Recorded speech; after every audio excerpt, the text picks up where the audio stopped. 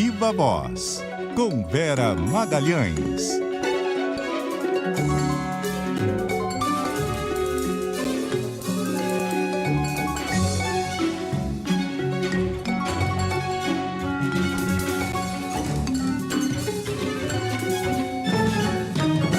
E aí, Vera? Oi, Sardenberg, boa tarde para você, para Marcela, para quem nos ouve e nos assiste.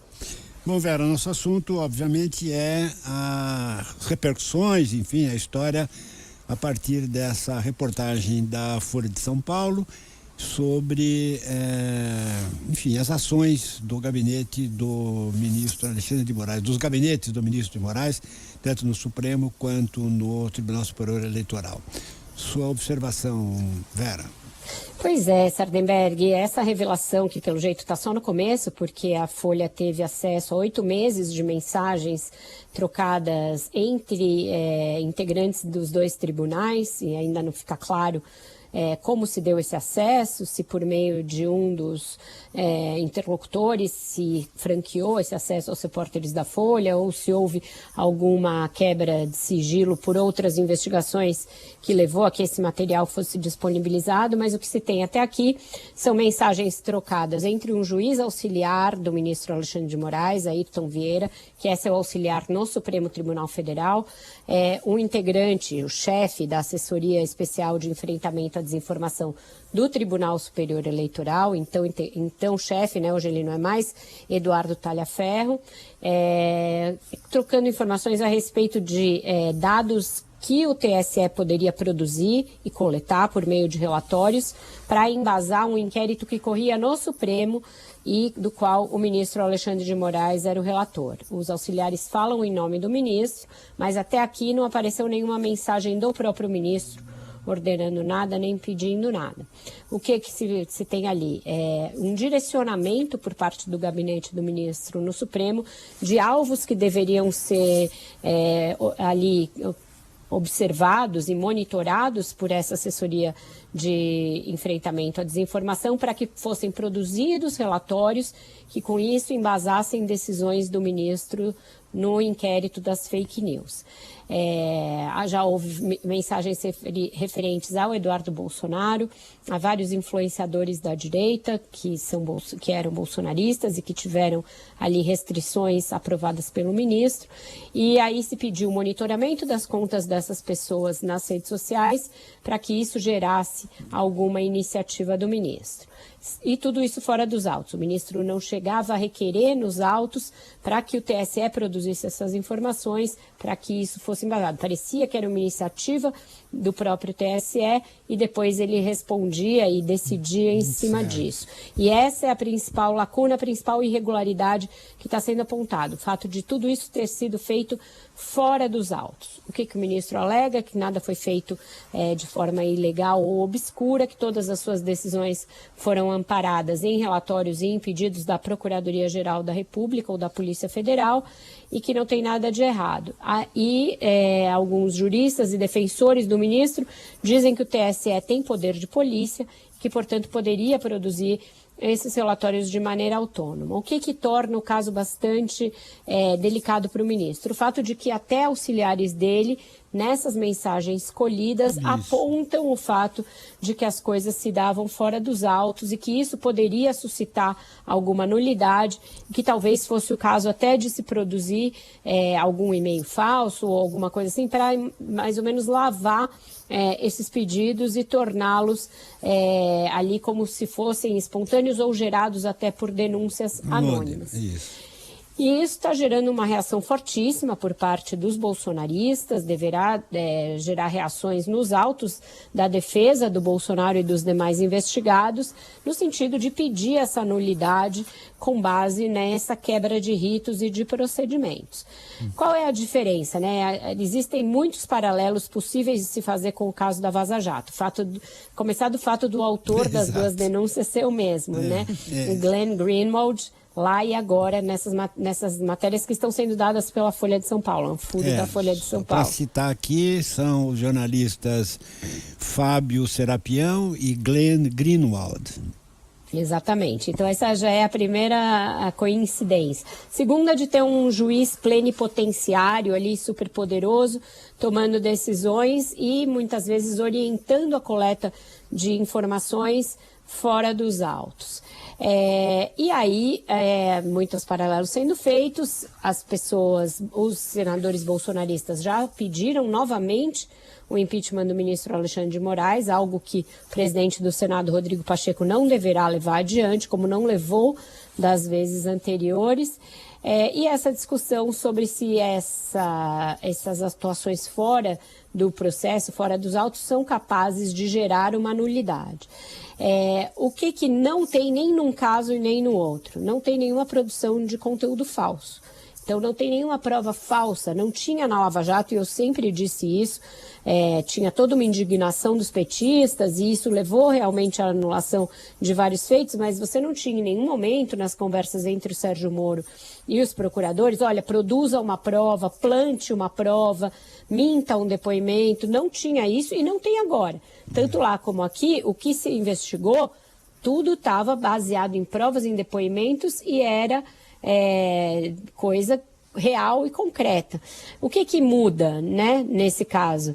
O que muda agora é que a composição do Supremo Tribunal Federal é francamente favorável ao ministro Alexandre de Moraes. Então, dificilmente isso vai levar a alguma nulidade. Mesmo no TSE, onde começaram a mudar algumas cadeiras, eu não acredito que vá haver uma maioria para rever decisões e rever, por exemplo, a inelegibilidade de Bolsonaro, que não tem nada a ver com esse caso. Ela se deu por causa daquela reunião nas embaixadas, com os embaixadores, aliás, no Palácio da Alvorada, para pôr em dúvida o processo eleitoral. O processo das fake news é um outro processo. O que eu acho que pode acontecer a partir disso que a Folha está mostrando? Um juiz muito ali à vontade para mandar e desmandar mesmo fora dos autos. Isso pode ser o freio que estava demorando a vir nos poderes do ministro Alexandre de Moraes e pode levar à conclusão desse inquérito que já está aberto desde 2019. É um inquérito absolutamente inusitado, inédito, aberto de ofício pelo ministro Dias Toffoli, com um relator designado também de ofício e fora do sorteio, que inicialmente não tinha o Ministério Público, que foi sendo ali saneado e foi aceito pelo Supremo, porque o Supremo viu nesse inquérito uma salvaguarda contra ataques à democracia que estavam acontecendo e ataques a próprios ministros da Corte, mas que agora se tornou uma coisa praticamente inextinguível, inesgotável, e que essas acusações podem levar a que caminhe para um final. Precisa ter um final. Eu já escrevi isso várias vezes, que esse inquérito precisa terminar. Não existe inquérito que nunca se conclua.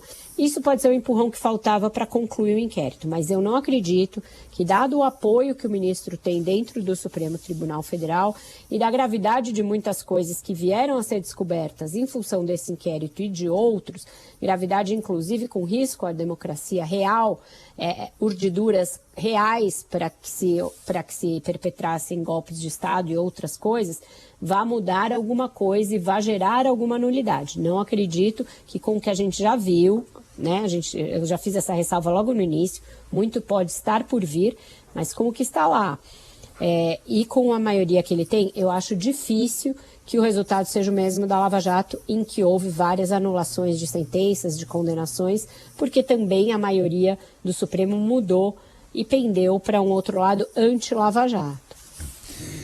O que não pode é criar um clima, porque, digamos assim, de um lado vai dizer o seguinte, vai haver uma discussão, de um lado vai dizer o seguinte, não, mas a Lava Jato produziu provas efetivas, sim, certo? E descobriu um esquema de corrupção extraordinário, ok.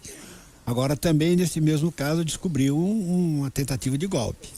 E impediu uma tentativa de golpe, certo? Agora, se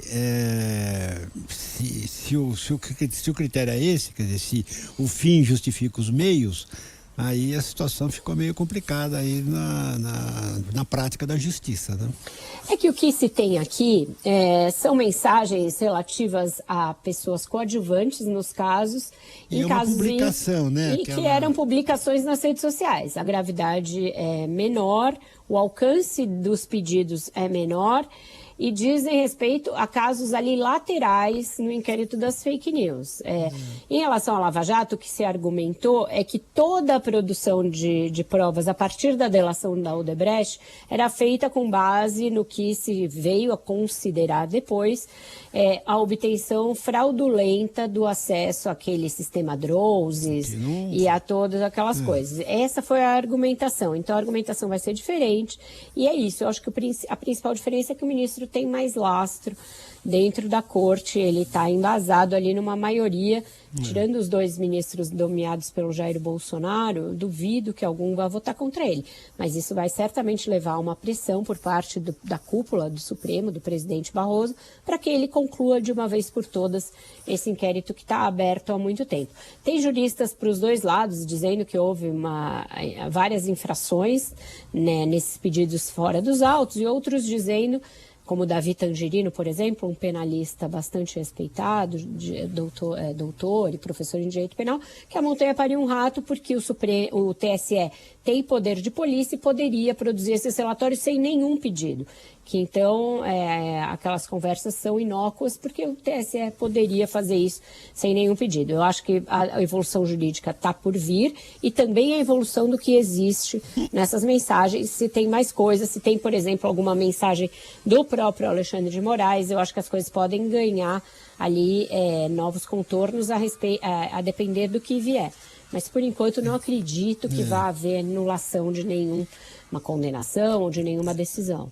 Porque o material obtido é muito amplo e, como em outras ocasiões, né, as coisas vão saindo aos poucos, né? Não sai tudo de uma vez, então pode aparecer outras informações. Então tá bom. Marcela, tudo bem? Não, acho que é isso. Tô aqui ouvindo, eu tava até lembrando, nós entrevistamos mais cedo no Jornal da CBN também um professor de direito, jurista, que também trouxe outros pontos de vista. Acho que, como a Vera disse, é muito cedo para a gente traçar qualquer opinião, até porque a justiça ainda vai se desenvolver conforme surgirem mais elementos, outras questões envolvendo também esse caso. E a gente vai aguardando, ouvindo quem entende do assunto. É isso. Vera Magalhães, muitíssimo obrigado, Vera. Obrigada, gente. O assunto continua. Obrigado, Vera. Até amanhã. Até mais tarde. Até amanhã. Até mais tarde, Vera. Até mais tarde no Viva Voz e até amanhã no CBN Brasil. Obrigado, Vera. Até.